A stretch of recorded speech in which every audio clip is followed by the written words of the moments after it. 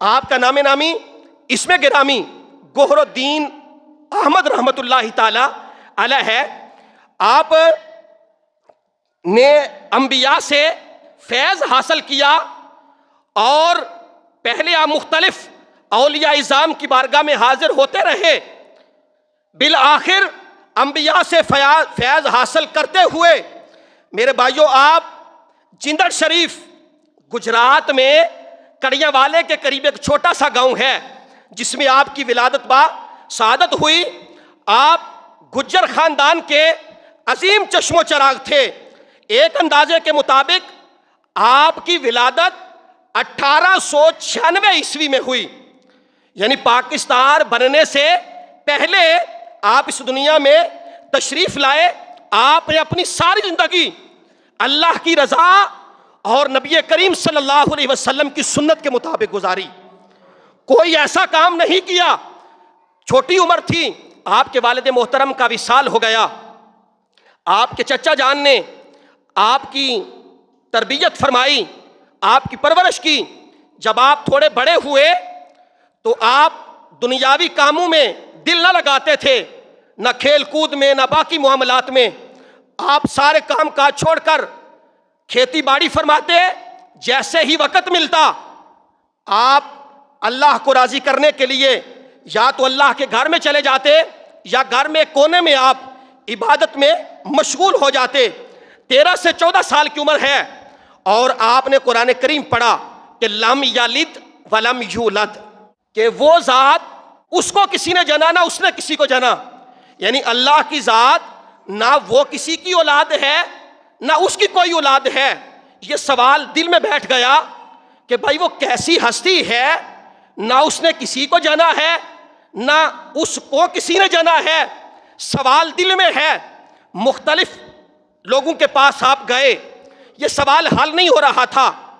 آپ حضرت سلطان باہو رحمت اللہ تعالی علیہ کے مزار پہ حاضر ہوئے تو آپ نے جب جا کے سوال کیا تو عالم مشاہدات میں حضرت سلطان باہو آپ کے کندھوں پہ سوار ہو گئے اور فرمانے لگے اعلان کرو سلطان زندہ ہے۔ آپ نے عرض کیا حضرت میں اللہ کی حقیقت پوچھنے کے لیے آیا ہوں کہ اس ذات کی حقیقت کیا ہے کہ وہ لم یلد ہے ولم یولد ہے۔ تو آپ نے فرمایا کہ آپ داتا صاحب چلے جائیں۔ پھر آپ داتا علی حجویری رحمت اللہ تعالی علیہ کے مزار پہ آئے اور آ کر سوال کیا کہ لم یلد ولم یولد اس کی حقیقت کیا ہے؟ تو داتا صاحب رحمت اللہ تعالی علیہ فرمانے لگے کہ اے گوہر الدین آپ کا سوال خدا کی ذات کے متعلق ہے۔ اللہ کے ولی خدا کی صفتوں کا مظہر ہوتے ہیں اور اللہ کے نبی خدا کی ذات کا مظہر ہوتے ہیں۔ اگر آپ خدا کی ذات کے متعلق جاننا چاہتے ہیں تو کسی نبی کی بارگاہ میں رجوع کریں۔ آپ نے عرض کیا کہ میں مدینہ پاک چلا جاؤں، تو آپ نے فرمایا آپ مدینہ پاک نہ جائیں بلکہ دریائے چناب کے کنارے کے اوپر حضرت تانوخ علیہ السلام کا مزار پر انوار ہے، آپ اس پہ چلے جائیں، آپ کا سوال حل ہو جائے گا۔ وہ خواجہ اجمیری نے فرمایا تھا ناکسارا پیر کامل کاملارا رہنما، کہ وہ لاہور میں بیٹھا ناقصوں کا کامل پیر ہے اور اگر کوئی کامل آ جائے تو اس کی بھی رہنمائی فرما دیتے ہیں۔ رہنمائی فرمائی۔ آپ حضرت تانوخ علیہ السلام کے مزار پہ حاضر ہوئے۔ جن احباب نے زیارت کی ہے وہ جانتے ہیں کہ اب وہ چناب کے کنارے پہ اونچائی پہ وہ مزار مبارک موجود ہے۔ پہلے ایک ٹبا نما تھا۔ حضرت خواجہ گوہر الدین رحمت اللہ تعالی علیہ جب اس مزار کے اوپر جاتے ہیں تو جلالیت کا حال یہ تھا کہ اگر کوئی پرندہ بھی گزرتا تو وہ بھی چناب میں گر جاتا۔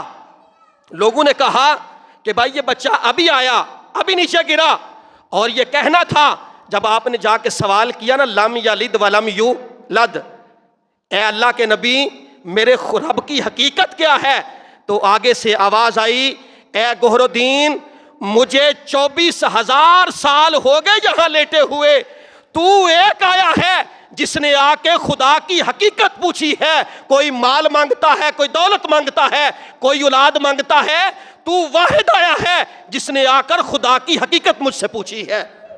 میرے بھائیوں پھر آپ فرمایا کرتے تھے کہ یہاں شیخ چغانی شریف آنا میرے لیے فرض ہو گیا۔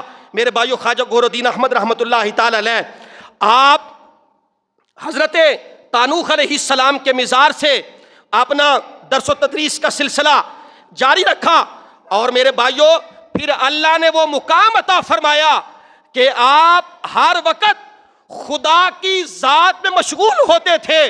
بظاہر آپ نے کسی سے نہیں پڑھا تھا، لیکن حال یہ ہوتا کہ آپ جو مختلف اور مشکل فی اسباق ہوتے، حضرت خواجہ گور الدین رحمت اللہ تعالی علیہ ان کو بھی پڑھایا کرتے تھے۔ کیوں؟ کہ وہ اللہ سے محبت کرنے والے تھے، اور جو خدا سے محبت کرتا ہے پھر خدا بھی ان سے محبت کرتا ہے۔ جب خدا محبت کرتا ہے تو میرے بھائیوں پھر کائنات ان کے سامنے سمٹ جاتی ہے۔